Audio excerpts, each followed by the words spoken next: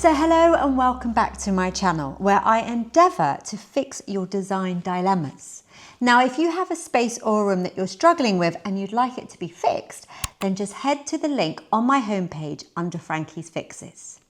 This week I'm going to be looking at Joanna's kitchen. Hello, I'm Jo and really looking for some help with our kitchen space. It's a kitchen, dining space, living space, great open plan, nice size, but it does not connect. It hasn't got a warmth or a coziness about it. It's just disconnected. Everybody says, love your kitchen, but we want it to be a bit more fun, warmth, welcoming. Need a bit of inspiration to help us move forwards with that, and hope you can help. Thank you. So as you can see from Joanna's video, she has a lovely kitchen and it looks quite new. So I'm not going to change the actual units or the colour or the fittings because it's got smart fittings like the handles and the taps and everything.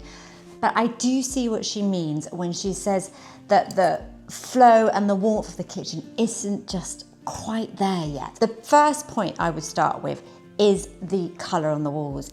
The blue can be quite cold, but like I've used here, if you put pinks or yellows of blue, it actually makes it really warm and interesting. So what I'm going to do with Joanna's kitchen is go for a pink, more of a kind of neutral pink, and it's one I use a lot called Setting Plaster by Farrow & Ball, and I actually have it in the hallway here and in our living room. And it's quite funny because the painter decorators would turn up and you're like, what colours do you want? And I'm like, can you paint it in Setting Plaster, please? And they're like, do you want me to paint the Setting Plaster in Setting Plaster? And I'm like, yeah.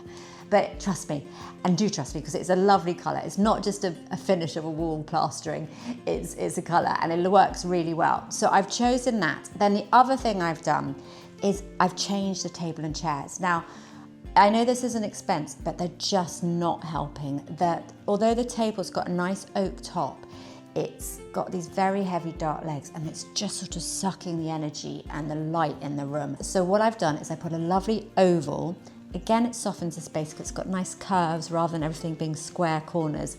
Oval dining table from Dials, and that's extendable. And then I've put these wishbone chairs that I also have, which are really light and airy, nice and warm with the wood. It goes nicely with the table, really practical and chic and sort of smart, but just not sort of sucking all the energy in the room. You kind of notice them, but they don't take up or dominate the space. The other thing I've done is I've changed the pendants on the ceiling above the table. She has two pendants there already, and they're these kind of metal pendants. So again, it's cold and harsh and not warm. And I put these really beautiful architectural rattan pendants. As you know, I'm a fan of rattan at the moment, but these are really lovely because they're sort of sculptural and architectural. So they also add a feature to that room. You've got the doors looking out into the garden, which is really lovely, but it's sort of slightly lacking in feature, probably at night as well. So the pendants will really add to that. I've also changed the textiles. The fabric she's using in the blinds are quite cold at the moment, so I've chosen a really lovely warm raspberry fabric from Tori Murphy. And the great thing about Tori Murphy is not only does she sell beautiful fabrics, but she also does a made to order service. So you send your measurements and then she'll make blinds or curtains depending on what you need in the fabric that you want. And so I've put 2 Tori Murphy blinds on the window, in the kitchen and in the living room, and this makes it flow through. It picks up the pink, but it also adds a bit of warmth, and with the darker toned pink goes really nicely with the blue.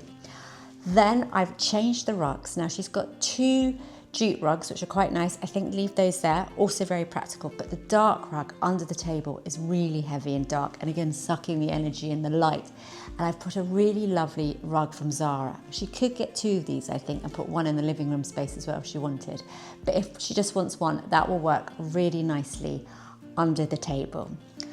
Adding to that, I've also added some cushions. Now I'm going to keep the sofa and chairs that she's got. She's got these sort of yellowy chairs, and yellow and pink looks really nice, and yellow and pink and blue looks really lovely. So keep those and keep the blue sofa, but just refresh them and soften them and bring more warmth into them. And so I've chosen some lovely velvet cushions, which are pink and blue, and they are kind of just adding softness. They're very simple, very plain.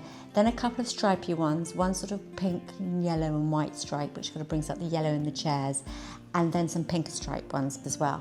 Slightly kind of playing with the different textures and the different stripes of the patterns of the blinds and the fabrics on the cushions. So just adding layers, not everything has to be matchy-matchy. The final thing I've done is I've added some plates to the wall. Now this is just something fun and quirky and really inexpensive.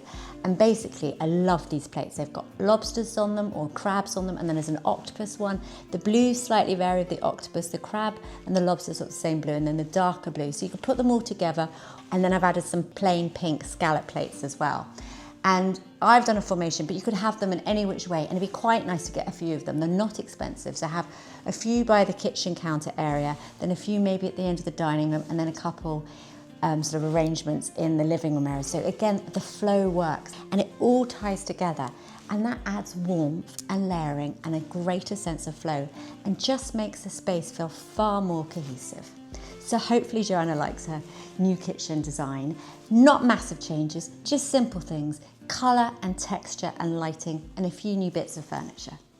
So having now done the mood board and the shopping list, the team have created Joanna's kitchen reveal with the help of artificial intelligence, so that Joanna can envisage how her kitchen is going to look and how I have fixed her design dilemma.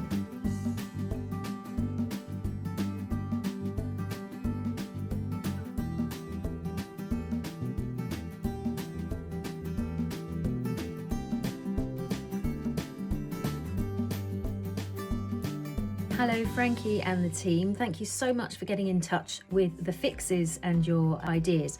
Absolutely love them. I had been thinking about a possible shade of pink, but I wasn't sure which way to go and what would be right, so your guide with the setting plaster is really helpful, thank you, and I can see how that will work. Love the new rug, I just like all the colours and it pulls everything together.